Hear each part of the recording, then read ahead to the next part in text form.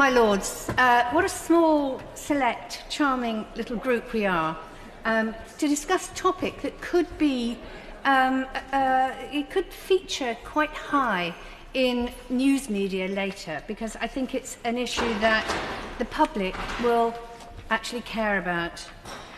This bill has rightly been recognised for its proposed duty of candour, but there's another provision within it, less understood and yet actually vastly more consequential: the creation for the first time in modern democratic history of a criminal offence of misleading the public. It provides that where a public official, including our very own Prime Minister, knowingly or recklessly deceives the public on a matter of significant public concern, and if that deception is proven to the criminal standard, a prison sentence of up to 2 years may follow. In short, the Prime Minister is proposing to criminalise lying in politics for the first time, and he's leading by example by applying it to himself. This has never happened before, and I do congratulate the government for being brave and decent enough to criminalise lying by their own ministers. I think that's a very big step. Now, this bill has commonly been called the Hillsborough Law because of the stadium crush in 1989 in Hillsborough, Sheffield, in which 97 Liverpool supporters were unlawfully killed, followed by years in which police and other officials advanced misleading accounts that falsely blamed the victims, deceived families over the pain their loved ones suffered before death, and obscured institutional failings. The sustained campaign by the bereaved families for truth and accountability led to the Hillsborough Law Now movement and to the introduction in Parliament of this bill. It is intended to impose a duty of candour, a statutory duty, and criminalise serious deception by public officials. It's worth noting that the inaccurate account by Sheffield Police has never been corrected, and that is something the government should resolve. Amongst others, the Hicks family lost 2 daughters, and they and other still grieving families deserve the truth. This bill will correct an inconsistency. For centuries, we've criminalised deception in almost every professional sphere, except for some politicians. Fraud is an offence, perjury is an offence, false advertising is unlawful. Under consumer protection legislation, tradesmen may not mislead the public about serious matters. In finance, in commerce, in the courts, in taxation, truthfulness is not optional, it's legally enforceable. We already accept, under the Representation of the People Act, that dishonest statements about a rival candidate during an election may be criminal. So the principle that deliberate political falsehoods can be legislated against isn't novel. It has existed for decades without overwhelming the courts or extinguishing debate. No equivalent statutory standard has governed broader public claims made by politicians. That anomaly can be set against the collapse of public trust. The Ipsos Mori Veracity Index once again ranks politicians amongst the least trusted professions in the UK. That distrust weakens democratic consent. It discourages civic participation. It feeds a corrosive cynicism that democratic institutions cannot be trusted and that Parliament is full of liars. It makes the lives of members of the Commons and the Lords much harder and doubtless impacts on our well-being as well. But this bill does offer some hope. This proposed new offence of misleading the public attempts to respond to that crisis, not by criminalising opinion, not by silencing debate, not by punishing error or failed prediction, but by addressing something narrower and more serious: deliberate or reckless deception about matters of significant concern to the public, proven beyond reasonable doubt. Some have raised concerns about free expression. Those concerns deserve respect, but the offence, as drafted, is confined to intentional or reckless deception. It does not criminalise political disagreement. It does not capture advocacy. It does not police rhetoric. It does not apply to anything said within Parliament, as privilege is still in place.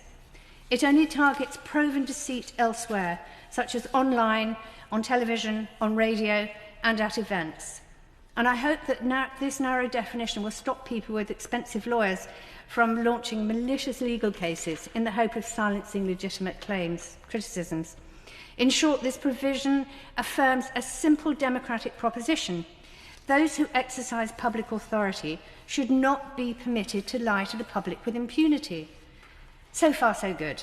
And yet, the following exemptions have been brought to my attention by campaigner Marcus Ball of EXEMPT, who is working with Jennifer Nadell of Compassion in Politics and with Luke Meyer MP from the other place. As currently drafted, that proposition excludes some parliamentarians. Civil servants would be bound by this, police officers would be bound, members of the armed forces would be bound, NHS staff would be bound, and government ministers, even the Prime Minister, would be bound. But backbench members of Parliament and members of your Lordship's House would not. The shadow cabinet would not. The opposition in its entirety would not. There may be procedural explanations for excluding peers and backbench MPs, or there may even be technical constitutional arguments, but I just wonder what the public is going to think. They will see a law that criminalises deception by nearly every category of public official, except the very people who are making this bill become law. They will not be persuaded by constitutional nuance. They will draw a much simpler conclusion. If Parliament legislates a requirement not to lie for others while reserving exemption for itself, the perception will be that we parliamentarians are hypocrites. That perception will endure each time the offence is invoked, each time a prosecution is considered, each time accountability is pursued, each time any parliamentarian is accused of being dishonest. The public will be reminded that Parliament chose to criminalise lying by almost all public officials apart from themselves. Equality before the law is the foundation of democratic legitimacy. If nurses, teachers, civil servants, ministers, even the Prime Minister, are to be subject to this standard, it's impossible to persuasively justify a position in which members of either House of Parliament are not. Surely those who make the law should be subject to the same standard of honesty that we, as legislators, impose on others. This House has long seen itself as the guardian of constitutional principle. We are uniquely placed to consider not only how legislation functions in the courts, but how it will be understood by the public. I'm concerned that if we don't apply this law to ourselves, we will be causing reputational self-harm. We are legislators, we pass laws that relate to everyone else, so why not to us as well? To conclude, I would like to ask the Noble Lady the Minister a couple of questions. I sense the government probably won't accept what I'm saying, but I wonder if she would meet me at a future date to discuss this, perhaps with one or two lawyers along who can argue more persuasively than I can. But I do want to ask why members of Parliament, in both houses, are excluded from Clause 11. And will the government now give serious consideration to removing that exclusion so that this bill may stand as a testament to integrity rather than a monument to hypocrisy? I beg to move. I begin by thanking and congratulating the Noble Baroness Jones in bringing forward this important debate. It's a good question. I agree with her that the Public Office Accountability Bill should be welcomed, but I will wait until our second reading in this place before talking to the wider merits of the bill. My Lords, few matters strike more directly at the moral core of public life than the question of honesty. And few touch this House more directly than the standards we set for ourselves. Clause 11 of the Public Office Accountability Bill creates a new criminal offence, as we've heard, where a public authority or official acting in that capacity intentionally or recklessly misleads the public, knowing or reasonably expected to know that such conduct is seriously improper. The intention, as I understand it, is to ensure that those exercising the powers of the state are held to the highest standards of truthfulness. It would apply to government departments, to local authorities, to the police, the NHS, to schools, and others exercising public functions. And yet, as we've heard, both members of both Houses of Parliament are to be excluded. The government's reasoning is that the clause is aimed at those who wield executive authority rather than those in representative or political roles. But is that distinction defensible? Does this fly in the court of public opinion? Why should accountability in public life be limited only to those who administer the state rather than those who make its laws or shape its policies. To be a member of either house is to possess a particular form of public authority, the authority of trust. As recent events relating to Lord Mandelson have shown, parliamentarians are not above the system. We are the system in the eyes of the public. Our words, our votes and our conduct influence government action, policy direction and public belief. That is power by any reasonable definition, and it is power that depends entirely upon trust. And as the clause stands, it applies, yes, to a government minister acting in an executive capacity, but in that case, ministers face a legal duty not to seriously mislead the public, but not their opposition shadow. That asymmetry is quite frankly bonkers and unfair on political incumbents. We are in an age of disinformation. Elected politicians who consistently, deliberately and cynically mislead the public should be subject to criminal sanctions in extremis.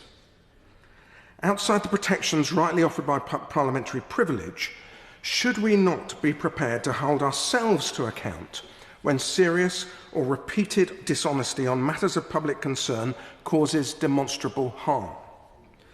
The damage caused by misleading the public goes far beyond a single misstatement. It corrodes the foundations of confidence upon which democratic governance rests. It also creates fertile ground for those who thrive on distrust and resentment, for the bad faith actors who see cynicism as a political opportunity. We've seen again and again how false narratives can take hold and persist. Hillsborough, the infected blood scandal, the Horizon cases, more recently the Partygate affair, each has shown how misinformation and evasion can compound tragedy, turning mistakes into long-term injustice. The bill bears the Hillsborough name advisedly. It reminds us that misleading the public is not a victimless act. The evidence of eroded trust in politicians in this context is stark. The 2024 British Social Attitudes Survey found that 58% of people almost never trust politicians to tell the truth. 4 in 5 said they were dissatisfied with how they were governed. The Electoral Commission's 2025 findings were similar. Only 14% expressed trust in politicians. According to the Constitution Unit, being honest ranks as the single most desirable quality in a parliamentarian, and nearly 3/4 of respondents support the removal of MPs who lie. In that context, the amendment already tabled in the Commons by my political friend, Luke Meyer MP, deserves serious consideration. It would extend Clause 11 to members of both houses in a proportionate and carefully safeguarded way, not to stifle political disagreement, as Baroness Jones has said, but to make clear that those who knowingly and deliberately mislead the public cannot do so with impunity. That principle, I believe, commands widespread public support. And to do otherwise confirms exactly the perception that has done such damage to trust in political institutions, that there's one rule for us and another for everybody else. That sentiment has helped drive the rising populist tide that every democracy now faces. A mention of populism triggers me to say something about valid concerns about freedom of expression. These are understandable, but I think in this case misplaced. The threshold in Clause 11 is intentionally high. It is directed only at conduct that is serious, significant, and harmful. The clause includes a reasonable excuse defence and would require a demanding evidential standard. It's not about slips of the tongue, robust political rhetoric, or contested interpretation. It is about substantiated, deliberate dishonesty causing real harm. In practice, prosecutions would likely be rare, but the deterrent effect of the law, the statement of principles it represents, is powerful. So some may observe that the common law offence of misconduct in public office that we've been hearing quite a lot about lately already covers such ground. In theory, yes, but in practice, this common law offence is notoriously ill-defined and difficult to sustain. Clause 11, however, carefully drafted, offers a clearer, modern test for the same fundamental idea, that the abuse of public trust is, at its most serious, a criminal matter. So, my lords, this is, in my view, about leading by example. We cannot credibly legislate for honesty in public life while exempting ourselves. If we do, we risk deepening the very scepticism this bill seeks to repair. The British public are remarkably forgiving of error. They are far less forgiving of hypocrisy. A parliament that will not hold itself to its own standards invites precisely the accusations of entitlement and complacency that have weakened respect for institutions across the democratic world and fuel the growing belief that we are an entitled, self-serving elite. The restoration of trust will never come solely through codes of conduct or ministerial guidance. It will come through action, through showing that no one, however senior or unelected, is beyond accountability. Extending Clause 11 to members of both houses with proper safeguards for privilege and free expression would mark a principled step in that direction. So, my lords, if honesty in public life is to be more than a slogan, we must be prepared to bound ourselves by it in law and not just in aspiration. My lord.